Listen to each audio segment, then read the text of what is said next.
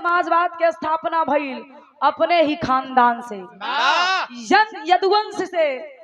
यदुवंश के आन बान शान कहे जाने वाले लोरिक समरू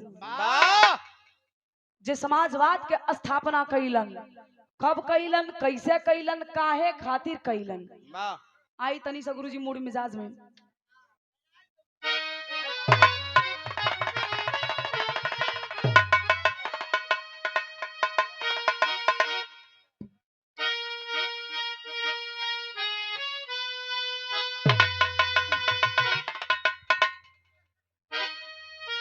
चार लाइन भूमिका में कवि जी बड़ी ऊंची बात लिखत हुआ, वीर रस के भाव है तनी सा गुरुजी उठा के दा।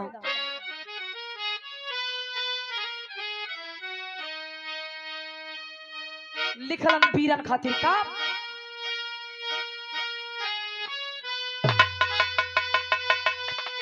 तो चांद भी है दिया सूर्य भी है,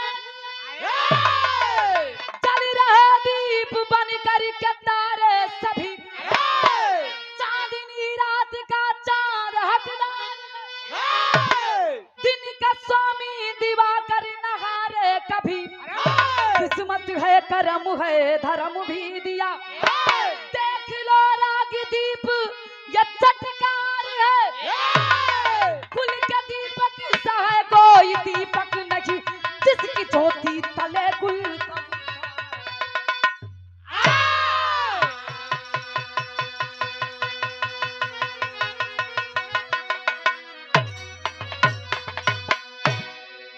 चांद भी है दिया सूर्य भी है दिया, चल रहे दीप बन कर के तारे सभी, चांदनी रात का चांद हकदार है, दिन का स्वामी दिवाकर नहारे कभी, किस्मत है करम है धर्म भी दिया, देख लो राग दीप ये चटकार है, कुल के दीपक सा है कोई दीपक नहीं, जिसकी ज्योति तले कुल का उद्धार है। लेकिन वीर होलन का एक लाइन हमारे गुरुजी कवाली का टुकड़ा लिखा था,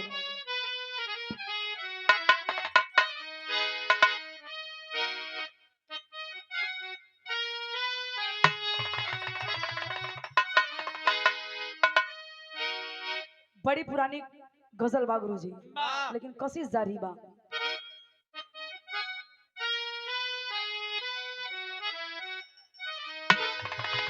और खिदमता कब्र से निकली,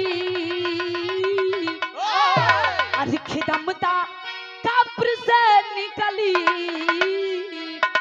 और खिदमता कब्र से निकली या मेरे वो रसूल,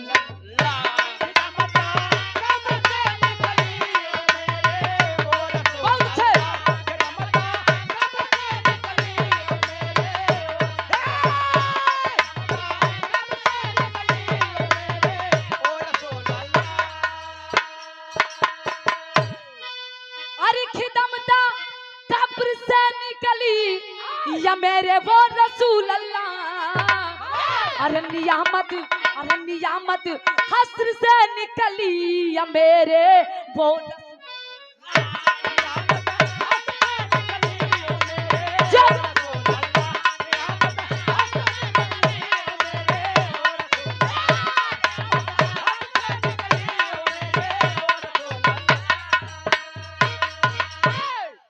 नियामत हस्र से निकली या मेरे वो रसूल अल्लाह। लेकिन कवि जी लिखत हवन वीरन खातिर, वीर होते क्या है, का लिखलन,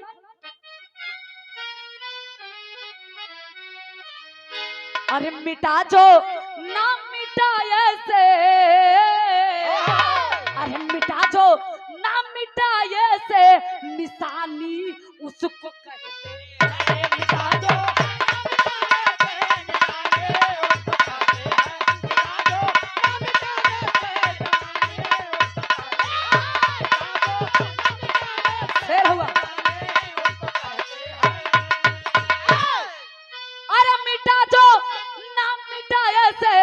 निशानी उसको कहते हैं, अरे वतन के काम जो बा ये जवान जवानी उसको कहते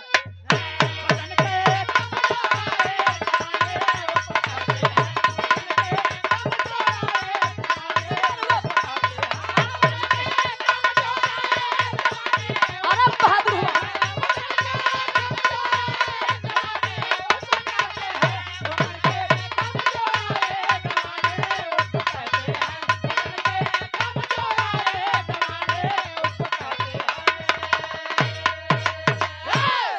वतन के काम जो वाये जवानी उसको कहते हैं, मिटा जो ना मिटाए से निशानी उसको कहते हैं। पट्ठा जवान हो जा, भारत माता के बात मत कर, अपने बहन बिटिया के अगर इज्जत के बचा ना पौला तो आपके मर्दानगी पे, आपके वीरता पे धिक्कार बा। लेकिन कवि जी कहानी कहवा से बा, कैसन बा गुरुजी लिखत होवन, जौहरी लगल बा।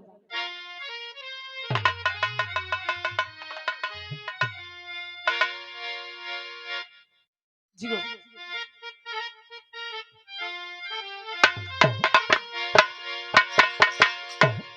अरे लोरिक समरूद भाई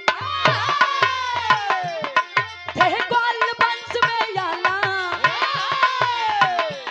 जन्मे थे गौरा अंदरी माई खुइलन के लाला, लिख कर इतिहास यजुबा दुनिया में रंग पसारे, देखा के बल पर नहा धब्बरी को ललकारे, तरफा बजी मुनादी तलवार की आगे जिनके घुटना टेके हैं बाकी, घटना घटी अनोखी ठेकेदा भाते सानी, ठेकेदा भाते सानी, कोई कहाँ मर्द बनते हो गए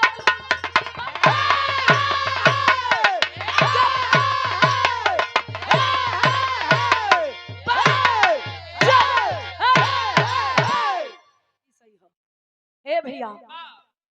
आज कहानी कैसन बा कहवा के बाद तनी सुनिहा आप लोग। अपने खानदान में लोरिक समरू जैसन दूठ वीर जन्म लेन, माई खोइलन के गर्भ से।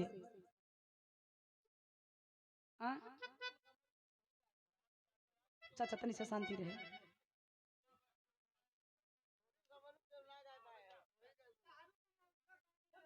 लारू चाचा की तरफ से 51 रुपया के पुरस्कार, बहुत बहुत धन्यवाद। कहानी समझे आप लोग। आज लोरिक समरू बचपना बा, वीरता के जोश जगल बा, बगीचवा में चल देलन कुश्ती लड़े खातिर। गांव के कुछ लड़का देख के जलन करे लगलन कि बाप रे बाप, फलनवा के लड़का छोटा ही के बाप बड़ा वीर बन गइल बा, एहन के कमजोर नस पकड़ा। अच्छा, हर इंसान के कमजोरी होला, लोरिक समरू के कमजोर नस पकड़ लेलन गांव के कुछ लड़का, जाके बगीचा में ताला मार देलन। अरे लोरिक समरू ये तने बड़ा अगर वीर रहला तो अपने पूर्वजन के अबे तक पिंडा पानी ना कपौला, जाके अपने पूर्वज के पिंडा पानी करा तो अब हम जानब तू अहिरे के लड़का हुआ, वीर हुआ, झूठे ही फनफना। ए भैया बतिया लगल बा, जब बात करेजा में लगल त लोरिक समरू जंघिया निगोटा कसलन और चललन घर की तरफ। कैसे गुरुजी? एक लाइन तरज हो।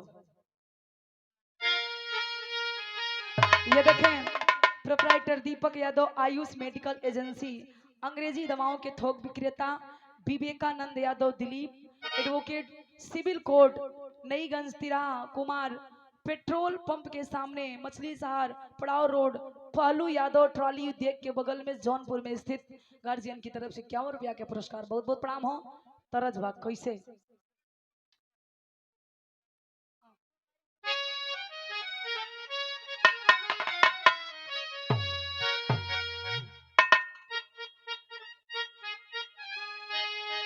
घरवा अइलन, माई से पूछलन कि ये माई एक बात आज पूछब, सही सही बताई। हाँ माई कलिन बेटा काहे खौखाइल हुआ, कुछ दाना पानी खला, बैठ के बतियावल जाई। लोरिक समरू कलन की ना माई, न दाना होई ना पानी, आज एगो बात तोरा से पूछब, सही सही बताई। हाँ माई पूछलन कि बेटा पूछा। तो लोरिक समरू सवाल कैलन कि माई ई बताओ कि हमारे खानदान में हमारे पूर्वज पिंडा पानी पौलन की माई अवाक रह गई। करी बाप रे बाप, जौने बतिया कितना दिन से हम छिपौली, आज उ राज के पर्दा उठे चाहत बा। लोरिक समरू कलन की माई अगर सच्चाई ना बतेबू तो हमनी दाना पानी ना करब। तब माई बतौलिन का स्वर्गीय रामदेव उस्ताद के तरज लगल जियो। अरे झूलनियों के गुजबाब, अरे झूलनियों के गुजबाब और टूटल ये राजा जवनिया में यज्ञा लागल ये राजा।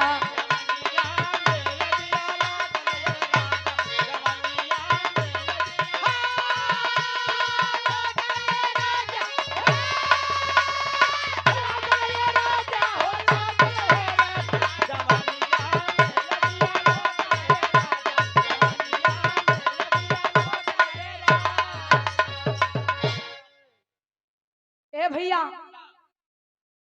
बनी कि तो हर पूर्वज अबे तक पिंडा पानी काहे खातिर ना पौलन, बतौलिन का गुरुजी।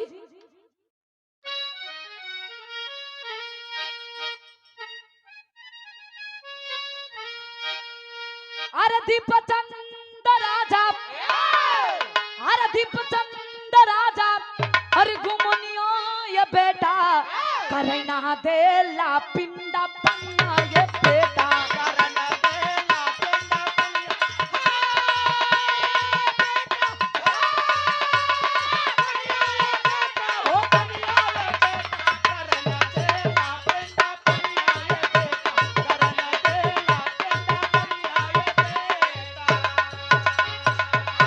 अरे पंडा पुजारी के डरबा समाइल, अरे पंडा पुजारी के डरबा समाइल, अरे काट ली ही गर्दन बूते चलाई।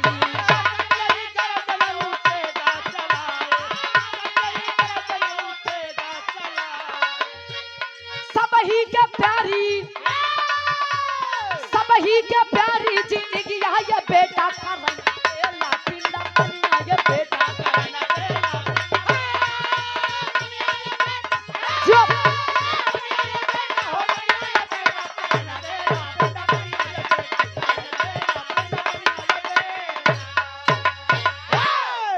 ए पंचो आज माई खोइलन जमजान गलिन कि हमार दोनों लइका ना मन यहाँ, तो माई सच्चाई बतावत है कि तुहार पूर्वज पिंडा पानी काहे खातिर ना पौलन। अपने राज के जवन राजा बा जेकर नाम दीपचंद्र बतावल गईल, राजा के ऐलान कइले बा केहू घाट पे जाके अपने पूर्वजन के पिंडा पानी करी तो ओकर गर्दन में अलग कर दिहल जाई। तो ए बेटा तुहार तो बचपना बा, कैसे ई बतिया तोनी के बता दे। जब बतिया लोरिक समरू सुनलन तब बाबू करे जवा एकदम आग लगल बा, खून खौलल बा। अहिरे का लइका बात बर्दाश्त कैसे होई, दोनों लाल चलल हुन भैया कैसे। बड़ी मिजाजी गुरुजी पुरान तरज बा।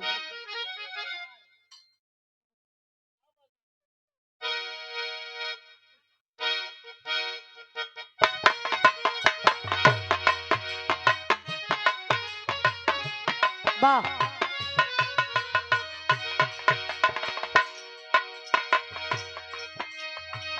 ए गोटेदार लहंगा,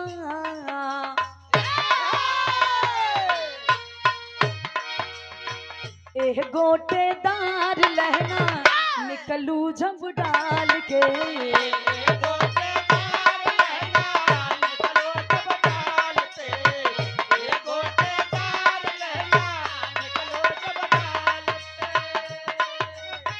कहे लड़की क्या बात है, ए गोटेदार लहंगा निकलू जब डाल के, ए गोटेदार लहंगा निकलू जब डाल के। गोलियां चल जाए मेरी मतवाली चाल पे,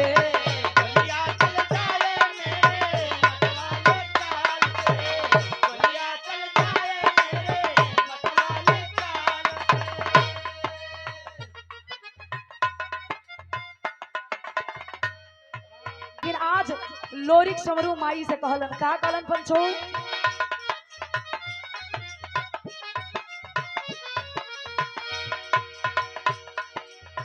ए माही बोला बाबू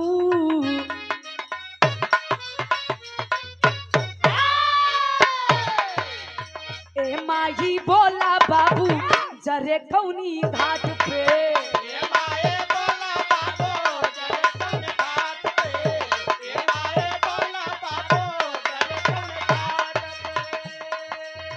ए माई बोला बाबू जरे कौनी घाट पे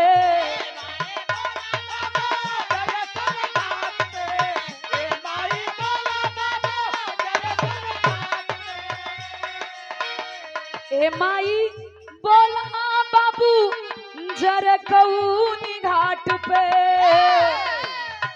आज ही कराई पिंडा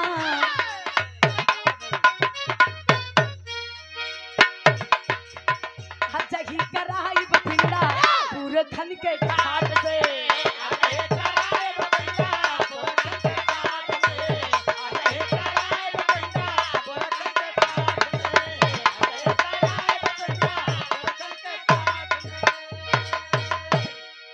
कौलन की माई सच सच बताओ कि हमारे पूर्वज कौने घाट पे झरल हुआ आज ही पिंडा पानी कराई भी राजा के नाम और निशान मिटा दे। एकर इतनी बड़ी मजाल हमनी के पूर्वजन के पिंडा पानी ना कर देत बा आज छोड़ा बनाही दोनों भाई क्रिया खइलन और चलल हुवन त बिरहा में गुरुजी तेरी के अंदाज बा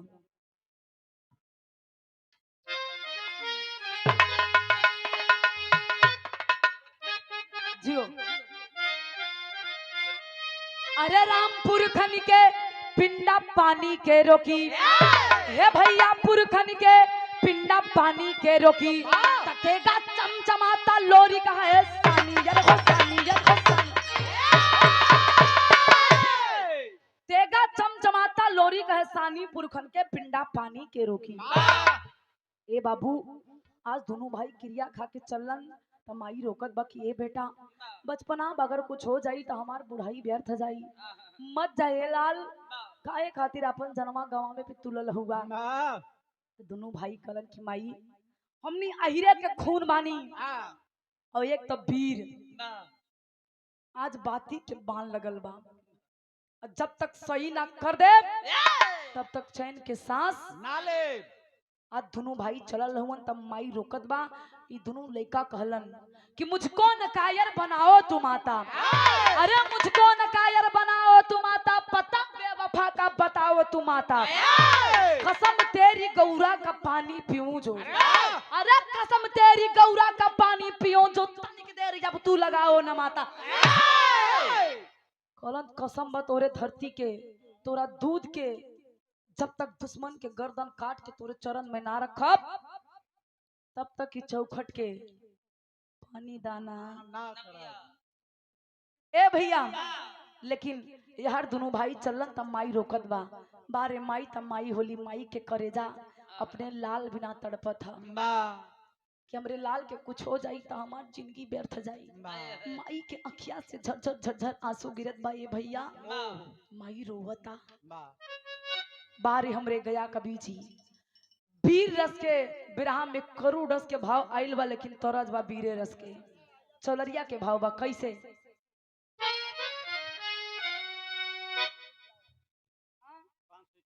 अच्छा एक जीरो बढ़ा कोई दिक्कत नहीं बा 551 रुपया के आशीर्वाद लहरू ना लहरू चाचा की तरफ से लहरी बाबा बहुत बहुत धन्यवाद बा ये 200 रुपया के आशीर्वाद बहुत बहुत पहले की प्रणाम हो सॉरी 500 रुपया के आशीर्वाद ए भैया लेकिन बिरहा में गुरुजी छोलरिया के भाव बा मिर्जापुर छोलरिया मिर्जापुर में के गजरी नुमा गावे दिन माता बहिनुमा के गावेली अपने खिया के वीर भाव में गई है कैसे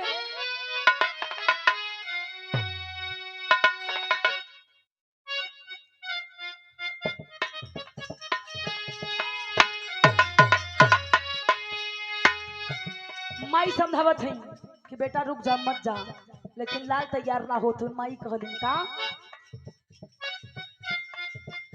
हाय हाय बतिया मन मोरे ललनामा बतिया माना मोरे ललनमा छोड़ी दहता यलकी है परना मौका पे फिर आई ना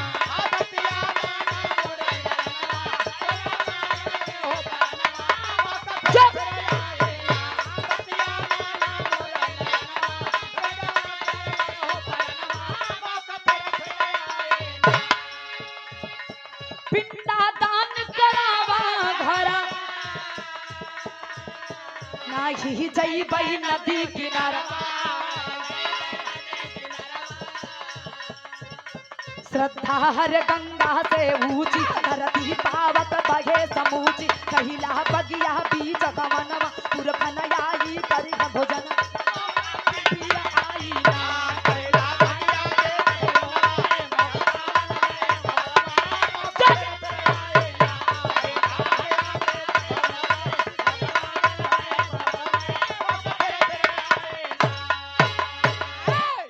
ए पंचो आज दोनों भाई माई के चरण के धूल लेलन छल देलन गंगा घाट पे अपने पूर्वज के पिंडा पानी करे खातिर। यार खबर लगल बा राजा के सेना के, जब राजा के सेना के खबर लगल तो राजा अपन सेना भेजल हुवन। दू गो भाई सेना आश्चर्यचकित करी बाप रे बाप राजा पागल हो गईलन का कहो दू गो भाई खातिर इतनी बड़ी सेना। तब तक दोनों भाई अपन तलवरिया में धार लगौलन और दू कदम पीछे हटलन तलवरिया खा के नचौलन और नचा के सारे सेनवन के साग नियन मुरई नियन काट के बिछा देलन। और जब काट के बिछौलन तो होकत का बा गुरुजी ब्याह में पहपट लगल।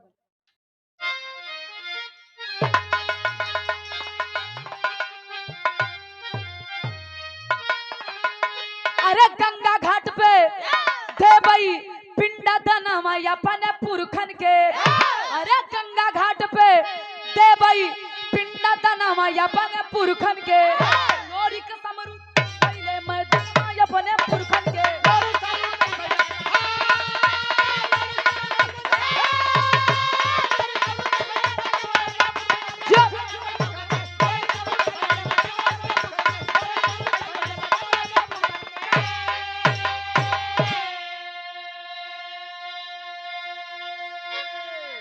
खबर लगी है राजा को अरे भेज दिए रणरंग। अरे काटी काटी के लाशा बिछावे लोरी का समरू चंग। अरे तेगा पर दुर्गा मारैया सनम अपने पुरखन के तकुल देवी जग मनला अहिरा नाम अपने पुरखन के। ये सही है ए भैया। आज लोरिक समरू राजा दीपचंद के सेना के काट के बिछा देलन। राजा दीपचंद की खबर लगल बा त राजा आइल हूं देखतन दू गो लइका आश्चर्यचकित ए पंचो कहलन कि बाप रे बाप इतनी सेना के खत्म करे वाला मात्र दू लइका।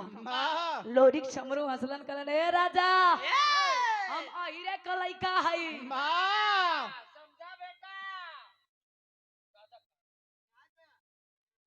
राजा कहलन तब कहलन तोरे देखा तो वो सेना के कौन दुर्दशा बा तोहार कवन होई बुझला। राजा के क्रोधाइल बाबूजी तलवार लेके दौड़लन। तब तक दोनों भाई घेरा बना के तलवारिया गर्दनवा पे राजा के सटौलन। कहलन ए राजा शाही तो तोहार गर्दनवा वही अलग कर दे लेकिन ना ऐसे नहीं। एक बात सुना का कहलन गुरुजी आल्हा के भाव हम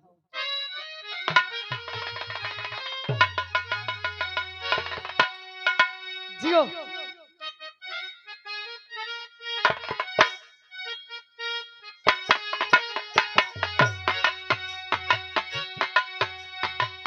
जौन कुलवा में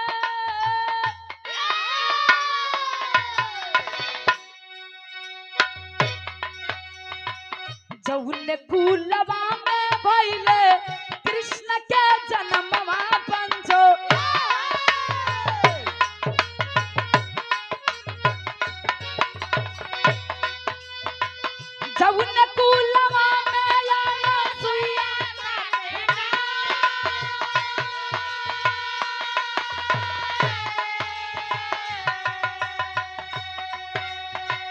शक्ति बतावे जे कर बेदवा पुरणवा बाबू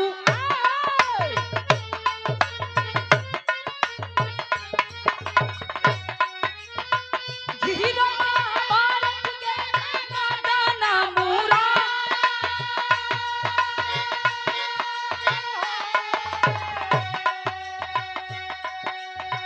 लोरिक बघेला या लाल काई दिहले पंचो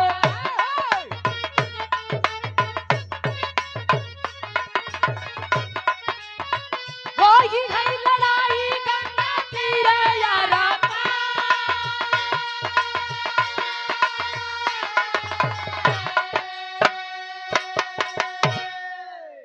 दीपचंद राजा के तलवार सटौलन लोरिक समरू एक बात कलन की राजा चाहे तो तोहर गर्दनमा उड़ा दे लेकिन ना अपने माई के ठे वादा कैले बानी तोरे दोनों आंख के सामने अपने पूर्वजन के पिंडा पानी करब ऐसे नहीं कहलन का गुरुजी आल्हा बदल गई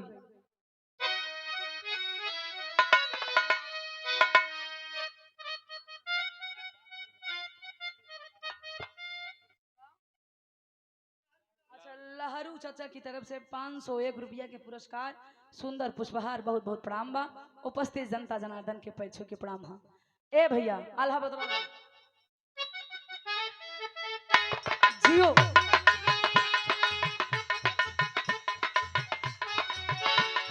दीपचंद राजा के बदल पेड़ा भावे पिंडदान बादल बई खबर तो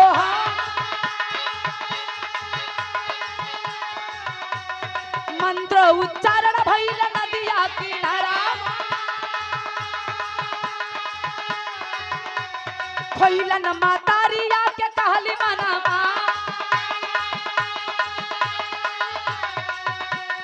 तान मार दिहा बेटा जान मत मरिया राजा के रसरिया को लवली वाहिदा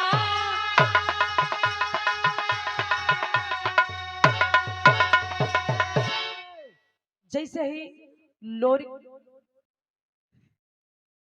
आज लगा देता हूँ ना रीट खाली है होत बा हाँ समझे मत तुमके हम सम्राट उपाधि याद दिले है ए भैया आज लोरिक समरू पिंड पानी कैलन अपने पूर्वजन के वही घाट पे अच्छा के जब पिंडा दान कैलन पेड़े में बधल राजा के तलवार जब गर्दन पे लगौलन तब माई खोइलन आवाज देलन ए बेटा अरे का करे चल छुआ लोरिक समरू कलन की मतलब अरे माई यही के देन बकी आज तक हमार पूर्वज पिंडा पानी ना पौलन तो आज करा के छोड़ा माई कालीन हम ना रोको तई मार दा लेकिन नहीं तो मुर्दा हा हई मुर्दा के ऊपर तलवार चला के कौन वीर बन जाइबा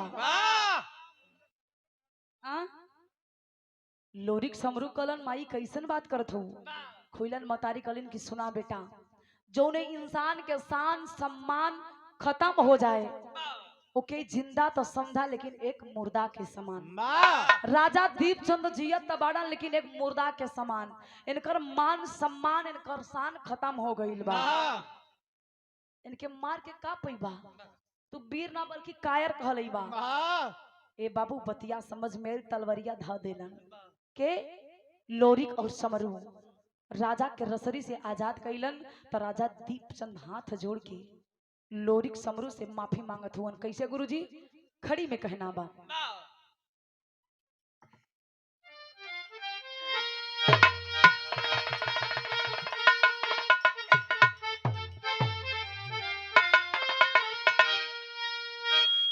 अरे खमन कुंड में पूजल तब पूरा बज के नममा अरे खमन कुंड में पूजल तब पूरा बज के नममा कैला गंगा की लहरिया में पिंडा दानवा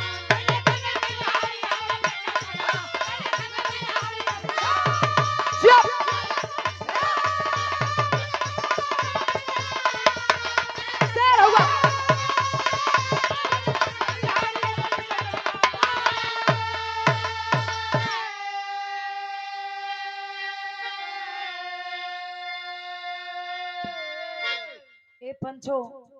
बतावल गई त्रेता में माई सीता राजा दशरथ के पिंडदान कैलिन, तब से पिंडदान के प्रथा चालू भइल रहे और आके कलयुग में पिंडदान के प्रथा खत्म भइल। उ पिंडदान के प्रथा चालू कराए वाला हवन के यदकुल शिरोमणि लोरिक और समरू दादा। ए नहीं के देन में फिर से हमनी लोग अपने पूर्वजन के पिंडा पानी करीला, केहू काशी, केहू प्रयागराज, केहू गंगा जी, जे जहां पावत है, केहू गया जात बा, जेकर जहां इच्छा बा, अपने श्रद्धा अपने भक्ति के अनुसार, अपने शक्ति के अनुसार लोग पिंडादान करेलन। वही से बतावल गई कि पिंडदान के प्रथा चालू भइल। और एक चीज, दूसरी बार समाजवाद का स्थापना हुआ। समाजवाद के 3 बार स्थापना भइल। सुरेश भैया, पहली बेर भगवान कन्हैया कैलन द्वापर युग में समाजवाद के स्थापना, दूसरी बार लोरिक और समरू समाजवाद के स्थापना कैलन, तीसरी बार हम सब के आइडल श्रद्धे धरती पुत्र, देखिए धरती पुत्र के उपाधि मिलल बा, नेताजी, धरती पुत्र और नेताजी। धरती पे दुइये पुत्र भइलन, एक गंगा पुत्र भीष्म और दूसर का धरती पुत्र श्रद्धे मुलायम सिंह यादव। धरती पे दुइये नेता भइलन, एक नेता सुभाष चंद्र बोस और दूसर का नेता सब समझदार हुआ। कल से तुम्हार पेमेंट बढ़ जाई पक्का।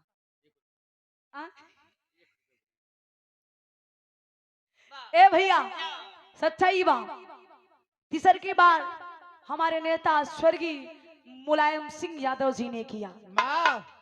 आज दुनिया जेकर गुणगान करत है। आखिरी लाइन में कहना पड़ा गुरुजी,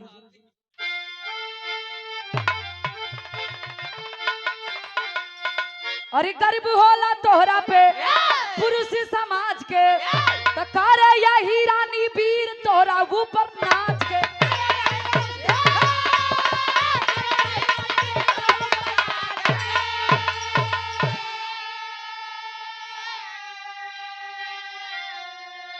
अरे युग युग ले गवाई है इतिहास की गनमा, तकैला गंगा की लहरिया में पिंडा दाना।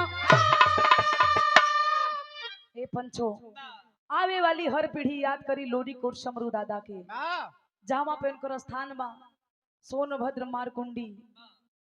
वो स्थान पे हमार कार्यक्रम भइल, हम धन्य भइली। वो धरती पे गैला के बाद इतना भीड़, इतनी पब्लिक भैया शायद कहीं देखे के मिलेला।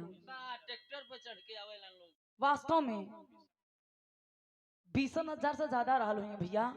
ओहो एको जने खसकलन नहीं, सवेरे 7 बजे तक बिरहा भइल हमार सुधीर लाल के।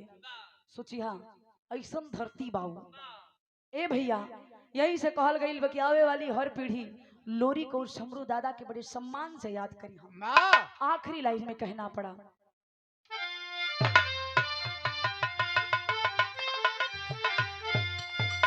गुरु बिहारी गुरु गणेश गुरु रामलाल मोर बात।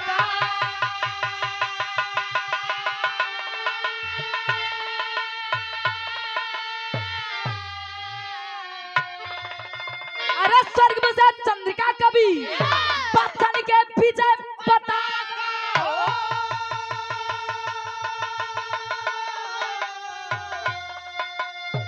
पुरखनी के पिंडा पानी के रोकी। अरे रामपुर खनी के पिंडा पानी के रोकी, तो ज्योति गया कभी के जग जाहिर यही रानी के पिंडा पानी के रोकी।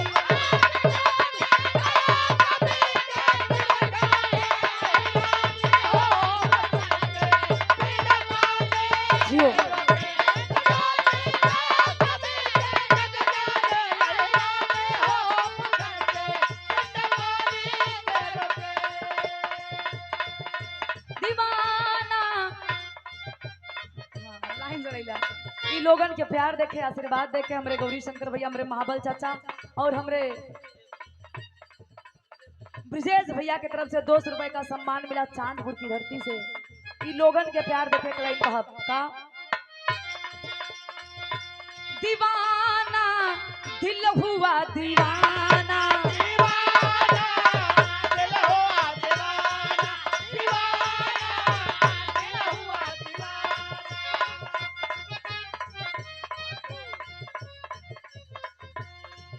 ये हमारे लहरी चाचा की तरफ से बहुत सौ रुपया के पुरस्कार आशीर्वाद बा। नजरे चूम के आई तुम चूम के छाने लगा नशा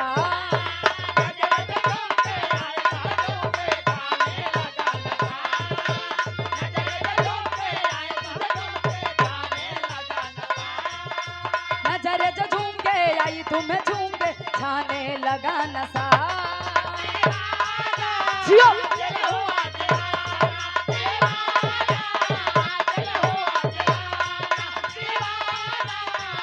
ये दिल हुआ दीवाना।